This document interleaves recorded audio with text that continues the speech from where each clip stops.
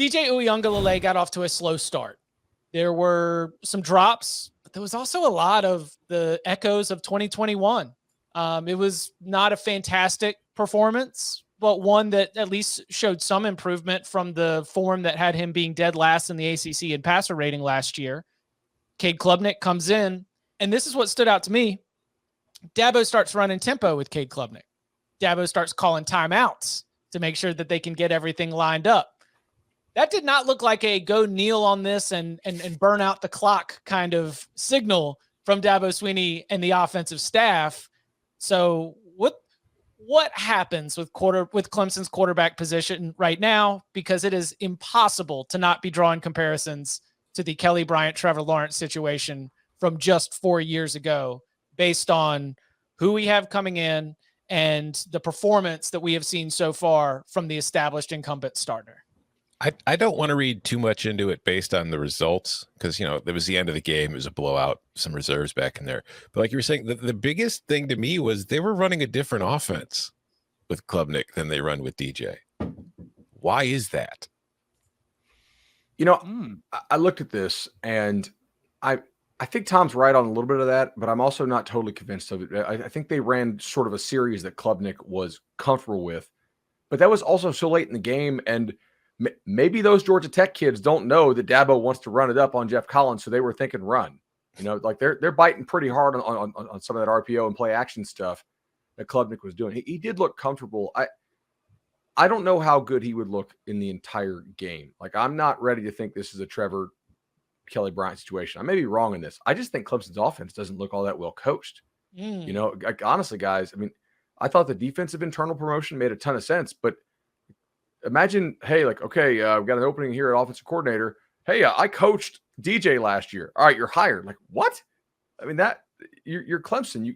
I thought they could have used some fresh blood there. I know Dabo likes to reward the loyalty, but I thought their offensive line looked poor. Their receivers weren't really getting wide open. Did they look well coached to you? Maybe when Klubnik came in, they did look better. Same as last year. Sharper. Yeah, they very much looked the same as last year, and that's the thing too. But that's what I'm wondering, because there was the RPO stuff, and maybe Tech was kind of crashing on the run and giving the option to go out, but they were rolling Klubnik out. Why aren't you doing that with DJ? Like, your offensive line is not good, and you've got DJ standing in the pocket and having him barrel into his guard who's being pushed 2 yards into the backfield. Like, what are you trying to accomplish? Why do we want to make Clemson's offensive line good? Is it because Jordan McFadden is going to get drafted to the NFL because the heights and weights seem like they check out? Because that group was getting pushed around and they were not able to open up holes for good running backs for that to be more effective. There's a lot of places where Clemson's offense is in trouble. DJ is not the only reason why Clemson's offense is ineffective right now. I was watching the game, social media is open, I'm thinking about tweeting something, and it was like, do you just make the call to bench DJ? And I don't like doing that because that feels like such a fan reaction thing to do. Like, get him out of there. But I tried to be as level-headed as I could. I'm like, it feels like Clemson needs to make a change to see if the problem is DJ or if it's the offense, because it did look like it did last year. And then what we hear from Dabo all offseason and at ACC Media Days, it wasn't DJ's fault. It was the offensive line, and we didn't find our running back, and the receivers didn't make plays. All right, well then, if that's the case, it just felt like necessary to make a move to find out if that's exactly what's happening. It could almost be good for DJ if he came out and the offense saw the same results. I think mentally for him, it'd be a sigh of relief. Like, okay, it's not all on me. These guys aren't playing very good. Obviously, Dabo didn't do that. Dabo he is trying to will this into existence, this succession plan, because he will tell you this is closer to, who handed the reins? Deshaun to Trevor? Was that the cleaner one? No, he was Kelly Bryant, right? It's Kelly Bryant, yeah. He wants it to be more of a succession plan than a competition or a threatening of your job. And man, listening to the ACC Media Days, I think you see a quarterback who has very, very fragile confidence right now. It's totally understandable. Last year was rough. And you see it almost during the game, but then he makes a great play. And you're like, oh, if we can get that. And I think Dabo wants him to play his way out of it. Maybe 2 cupcakes, they'll be able to play their way out of it. But I don't know. The offense looked very similar to last year, and we saw flashes last year. Thankfully, DJ didn't make that critical mistake. But against their better opponents, like, he's got to clean some of this up, and the offense does have to click better. I have some concerns about the lack of experience for Clemson's offensive coaching staff. Like I got tipped to this on Twitter the other night, and I forgot who mentioned this, but so running back coach CJ Spiller, unpaid intern during 2020 season, named running backs coach last year, no prior college coaching experience, right? Thomas Austin, their offensive line coach, was an intern under a GA under Caldwell, off-field analyst. He has 2 years at Georgia State. Not a whole lot of time spent elsewhere in an actual coaching role. I mean, Tyler Grisham looks younger than me. He has some experience, with Jeff Scott, right? He was the camp director in 2018 and 2019. Brandon Streeter is the most experienced guy. He's the quarterback coach and the OC. Kyle Richardson, their passing game coordinator, tight ends coach, was a high school coach. Clemson's offensive staff, and Dabo's not a scheme guy, right? He was a receivers coach, rah-rah, culture. Guys love him, vibes, recruiting guy. I don't know how much experience Clemson has on that offensive staff to sit and look at this thing and say, hey, there's a reason Georgia Tech knows what we're doing a concerning amount of the time, right? When I was at X, when I was at Y, we did this, we did that. And I'm not saying that high school coaches aren't qualified to do that. I think oftentimes they can be.